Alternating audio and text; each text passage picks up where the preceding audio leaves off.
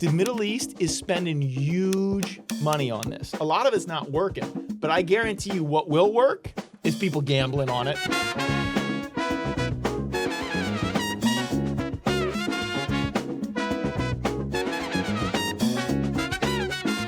The reason I was there is because we're taking the playbook that we've successfully taken around the world around sports betting, gaming, gambling, it's coming to the Middle East. Really? Let me tell you the craziest part. We went to Ras Al Khaimah. Ras Al Khaimah, there's seven states in the UAE. Dubai is one of the 7 states in the UAE. Ras Al Khaimah is one of the other ones. It's at the very tip. Across the water from Ras Al Khaimah is Iran. And not exactly the most friendly place around. Right. But you know what they're building right there on the water? What?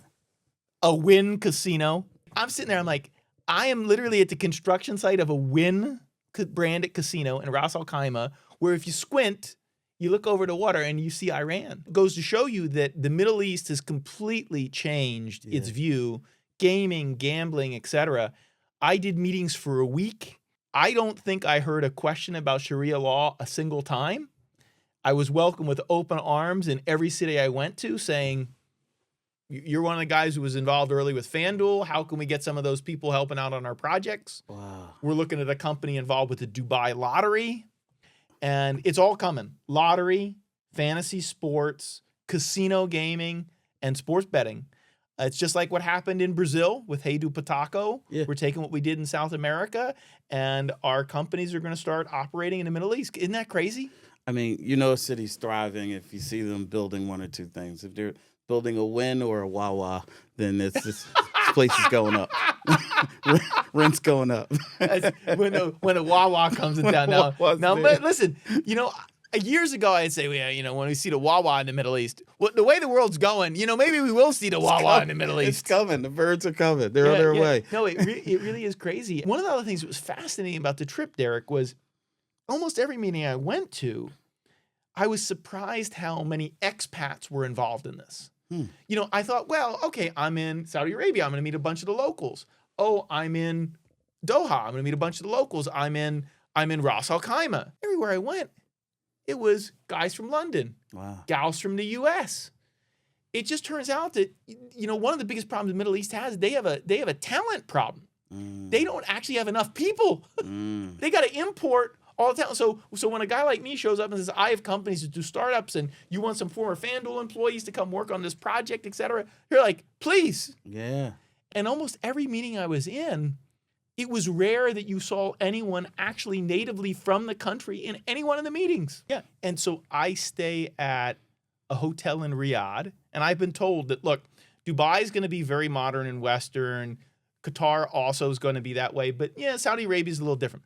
So I get to my hotel in Riyadh, and the restaurant downstairs is Carbone. Carbone, the famous New York restaurant that they got one at the Aria. Wow. I'm looking around. I'm like, wait a minute. I call up my business partner. It's Eric's favorite restaurant. I call Eric.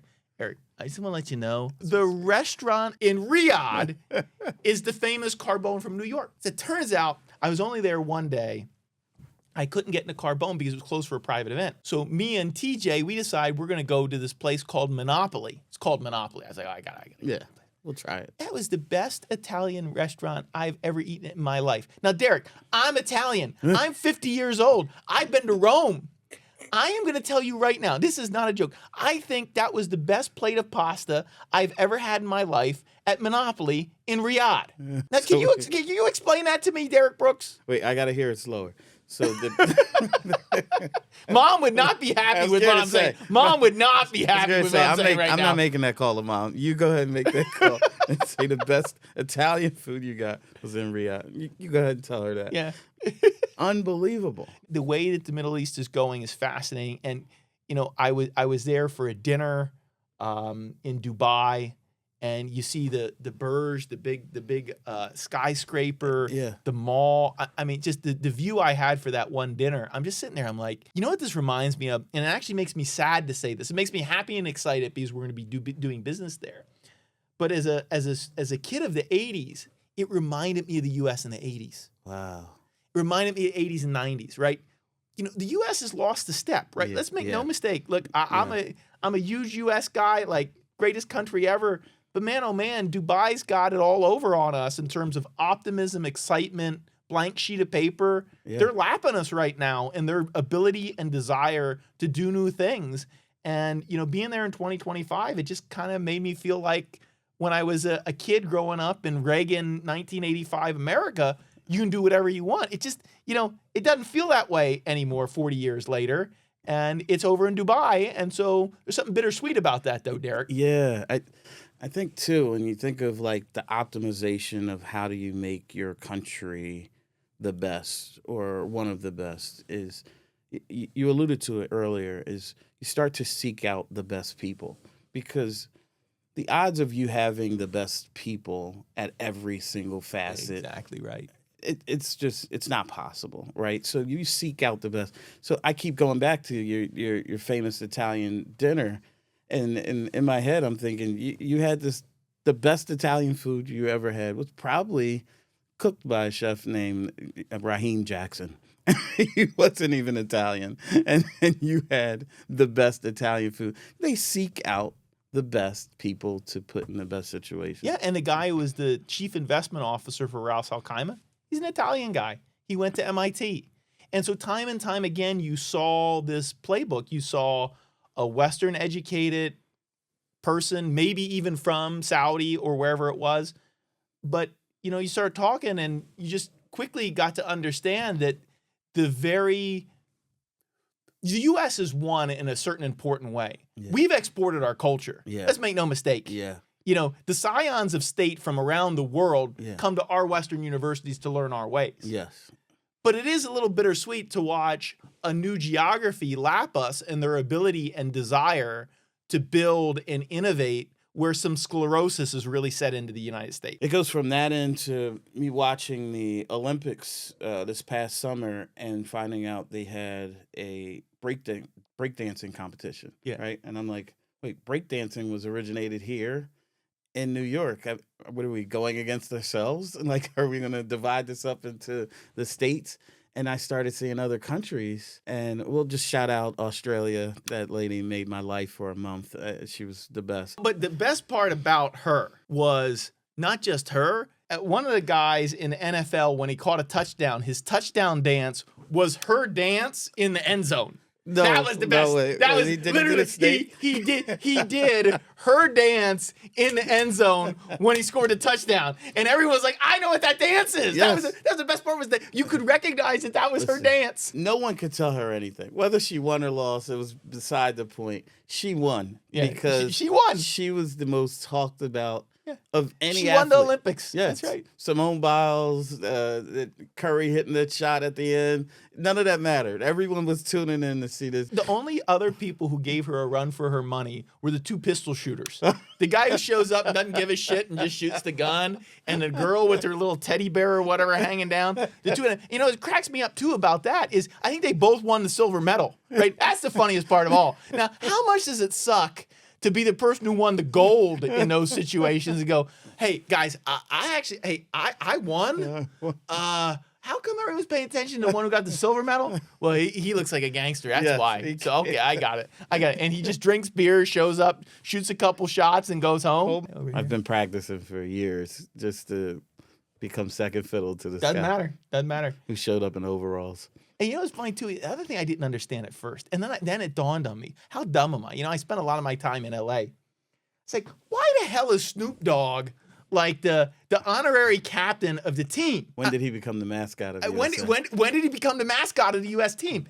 And then finally, at the closing ceremony, I'm like, oh, it's coming to L.A. next. He's the spokesman for Los Angeles. You just enlightened me. Literally, it took me till the final shot of the Olympics to understand why the hell Snoop Dogg was, and it does make sense. But the way he was so prominent all the way through, as opposed to kind of towards the end where he'd be the ambassador for the games in Los Angeles. Yeah.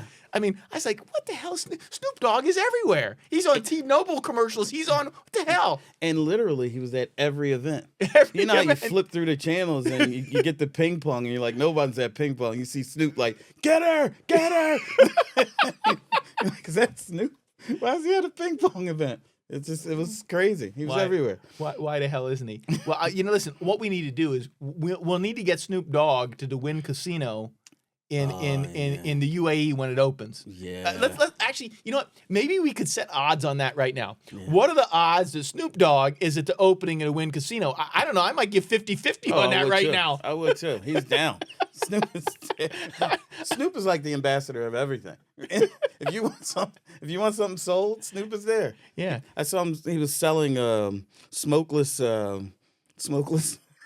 pots that go outside. You know, the little lighters and the fireplaces that go outside. He was selling a smokeless one, and it said, you know, I'm Snoop Dogg, and I'm here to tell the world I no longer smoke. And I'm tuning in like, what? He doesn't smoke anymore?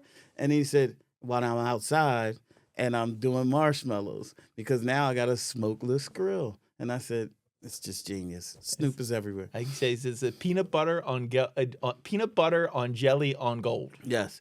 In fact, Snoop, and I don't know why they didn't do another part of this, but Snoop was the announcer for a boxing event. Jake Paul was fighting an NBA player named Nate Robinson, and Snoop was the announcer. And to me, it was by far the best. I would have Snoop announce every fight just because of how he didn't know a whole lot about boxing, but he knows a lot about people. And he said, I don't know about this Jake Paul thing. I don't know if it's real, but Nate Robinson, I saw him play basketball before. He's quick. He got quick hands and quick feet. And he was rooting for Nate Robinson. And he said, get him, nephew, get him. And Jake Paul hit him with a right that landed him on the ground. And Snoop switched sides so quick. He said, I know why he fell, because he's wearing basketball sneaks in the boxing. Right? He said, my nephew got knocked out. Someone call a medic. And I thought, why don't we have Snoop commentate every single thing in life? Every single thing. From kids' ballet concerts to NBA finals to the Super Bowl. Snoop should be at everything. Last night I was out to dinner with Artie and the kids, and UFC was on. We were at the what was it? What's it called? PJ Wheelahands. Oh yeah. And it was over the weekend. It was a live fight, and Joe Rogan was there in the ring, you know, commentating or whatever he was doing. I forgot that Joe Rogan is such a thing now. Yeah. That I didn't even realize. I forgot that that's kind of where he started. Yeah. I'm like, oh, there he is doing the thing he actually was supposed to be doing until he became a celebrity. Yeah. Joe Rogan is he's like a character that has a million different lives while living one life. Like the podcast thing is happening. The UFC thing is happening. He's actually a UFC fighter as well. He's a comedian. Yeah. And then we can't forget Fear Factor. When I was a kid, I was like, there's no way I'm going on Fear Factor eating that. And I forgot he was the host of Fear Factor. He was everywhere. So, and all that stuff, UFC, LIV Golf, all that stuff, the Middle East is spending huge money on this. And a lot of it's, by the way, a lot of it's not working. But I guarantee you what will work is people gambling on it. Yeah. That I guarantee is going to work. So walk us through like the mindset of saying, hey, well, it worked here in the U.S. and we use this formula in the U.S., even though it's not the same clientele or the same people that are betting, how does it work in terms of taking a formula from here that was very successful and bringing it over there? To some extent, fantasy and all things player props are always politically and emotionally more safe, right? Oh, that's my player. He's going to get 20 points tonight. Mm-hmm. Oh, that's my quarterback. He's going to win he's going to score a touchdown. And so to some extent, in a new geography that has been uncomfortably politically, morally, religiously, whatever it is you want to call it, that product ends up being one that people, that's kind of cool. Mm-hmm. I'm just putting a couple bucks down on my fandom. Then what can happen is, okay, well, we got player props. Maybe we can bet on the outcomes of the games. Mm. That's sports betting. And then once you have sports betting, then the door is open to traditional casino gaming. Literally, I'm going to play blackjack on my phone. I'm going to play a slot machine, etc. That has been what I would call kind of the rollout that we've seen. The Middle East, crazy to me. They aren't even doing it that way. They legalized it all right out of the gate. That's crazy. They're like, you know what? We're going to jump to building the Wynn Casino first. And that is so the Middle East to me has been interesting because usually you'd see step by step by step. Nope, they just we'll build a casino first. And that was my question. Leading to my question is, what was the test market look like? But it sounds like there was no test market. It's just like we know we got some gamblers over here. We know we got some people who are going to spend big money. We're going to jump right into the brick and mortar and build. Whereas now, I mean, obviously with being able to play whatever game you want on your phone, there is something to be said about having that experience of walking into a casino and sitting down next to a real live person and having that action. What do you think the mindset of them was, saying, like, we don't really need to test the market. We're just going to build? Well, what was interesting was, the Wynn decided to partner with the state of Ras Al Khaimah, and I had a meeting with the head of tourism, the tourism group from Ras Al Khaimah. It was a fascinating meeting. And I forget who said it. It wasn't the head. It was one of the other people in the meeting said something like, well, the Wynn decided to pick this location, and we weren't going to second guess the Wynn on picking the location. I was like, well, why do you think they picked this location? And it's like, well, I'm not sure that they picked it for this reason or that reason, but I think they said something like, yeah, people are people no matter where you go. Okay. Like, well, that's pretty good. I guess religion, Islam, that doesn't really matter either. That's a factor into this play. But it was fascinating to me again, and I kind of repeat it, was that I would have really thought that would have been more a part of the conversation. Was, okay, so we're in a majority Muslim country. We have these kinds of, you go to, Saudi Arabia is illegal to have a drink. Yeah. There's been no alcohol in Saudi Arabia since like 1952 or something. Yeah, and then there's certain days where it's pray day, so I don't know if anyone would be there on a Sunday or something like that. All these factors you think about that maybe they just said, you know what, people are people. And that's exactly right. And so do I think we'll see a Wynn Casino in Saudi Arabia anytime soon? Probably not. Yeah. But did we really think that the NFL would be embracing sports betting the way it is? Yeah. Did you really think you'd have FanDuel activations inside of NFL stadiums? No. Like, I'm telling you, I was the biggest bull on this. I was the most bullish of anybody for sports betting legalization, et cetera. I still can't believe some of the stuff that I see inside an NFL stadium right now. Wow. So you can never say never. Yeah. And those countries are definitely changing significantly. But Dubai feels like Vegas. I mean, it looks like Vegas. Wow. There's a new building popping up every time you go. You know what their awesome. biggest problem in Dubai is right now? Congestion. They built the city. Space. They built the city for a smaller number of people than they already got. Wow. They've been successful beyond their wildest dreams becoming a tourist destination. It's unbelievable. So Derrick, when are we going to Dubai? I think that trip needs to happen. I think that We'll I think this. that's we need to get back there. Take the show on the road.